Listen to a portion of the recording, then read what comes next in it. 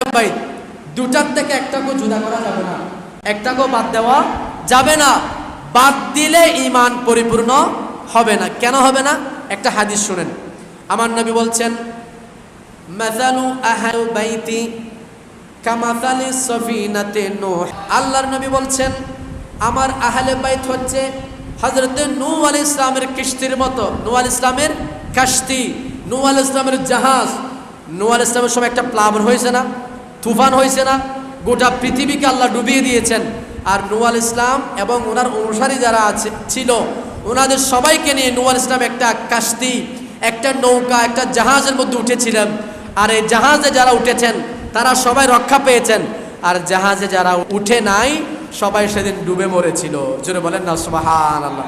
তা আমার নবী বলছেন, মাসালু আহলে বাইতি, আমার আহলে বাইতের দৃষ্টান্ত, আমার আহলে বাইতের উপমা হলো কামাসালি সফিনাতে নূহ আলাইহিস সালাম, হযরত নূহ আলাইহিস সালামের কিস্তির মতো।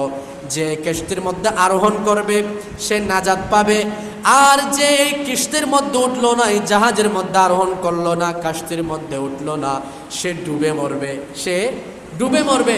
তার মানে তার মধ্যে ঈমান থাকবে না, সে ঈমান থেকে দূরে চলে যাবে, ঈমান থেকে দূরে চলে যাবে। তাহলে নবীর আহলে বাইতকে আমার নবী কি বলেছেন?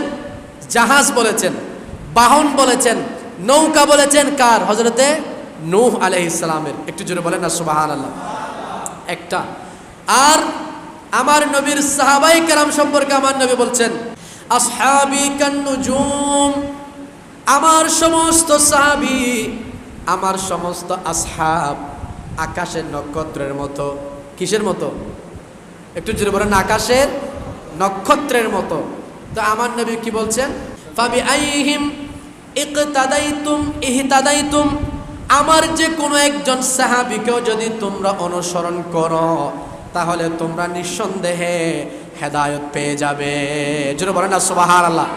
তাহলে দুই হাদিস থেকে দুইটা পেলাম।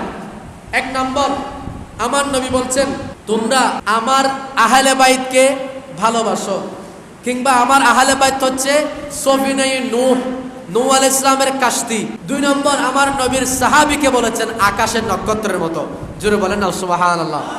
তাহলে এখন দেখেন আপনাদের এদিকে কি নদী আছে? কর্ণফুলী নদী। যে কর্ণফুলী নদী পার হওয়ার জন্য কি লাগে? নৌকা লাগে। ব্রিজের কথা বাদ দেন, আপনার এদিকে ব্রিজ নেই, ব্রিজে যেতে হলে তো অনেক দূরে যেতে হবে। এদিকে কি আছে? নদী আছে। নদী পার হওয়ার জন্য কি লাগবে? নৌকা লাগবে। আচ্ছা, এখন তো পৃথিবী সহজ হয়ে গেছে। এক সময় যারা সমুদ্রের মধ্যে জাহাজ চালাইতো, এখন বর্তমানে কম্পিউটার আছে, সেখানে ম্যাপ আছে, ম্যাপ দেখে দেখে বর্তমান নাবিকরা জাহাজ চালায়। কিন্তু এক সময় যারা জাহাজ চালাইতো তারা কিভাবে জাহাজ চালাইতো? সবাই বলেন। আকাশের তারকা দেখে দেখে চালাইতো। কি দেখে দেখে? আকাশের তারকা দেখে দেখে। দেখেন আমার নবীর হাদিস কত সুন্দর। একটাকে তুলনা করেছেন নৌকার সাথে, জাহাজের সাথে। কেন? জাহাজ না হলে আপনি নদী পাড়ি দিতে পারবেন না, সমুদ্র পাড়ি দিতে পারবেন না।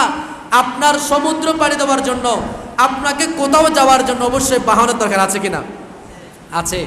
আবার শুধু বাহন হলে হবে না, রাস্তা ঠিক রাখার জন্য আপনি কি ঠিক পথে যাচ্ছেন নাকি ভুল পথে যাচ্ছেন এটার জন্য আকাশের তারারও দরকার আছে কিনা। এজন্য আমার নবী বলছেন আমার আহলে বাইত হচ্ছে নূহ আলাইহিস সালামের কাশতি, আর আমার সাহাবায়ে কেরাম হচ্ছে আকাশের তারা। অর্থাৎ তোমরা যেমন নদী পার হওয়ার জন্য, সমুদ্র পার হওয়ার জন্য জাহাজের প্রয়োজন আছে, রাস্তা ঠিকঠাক চেনার জন্য আমার সাহাবীরও প্রয়োজন আছে। যেন বলেন না সুবহানাল্লাহ।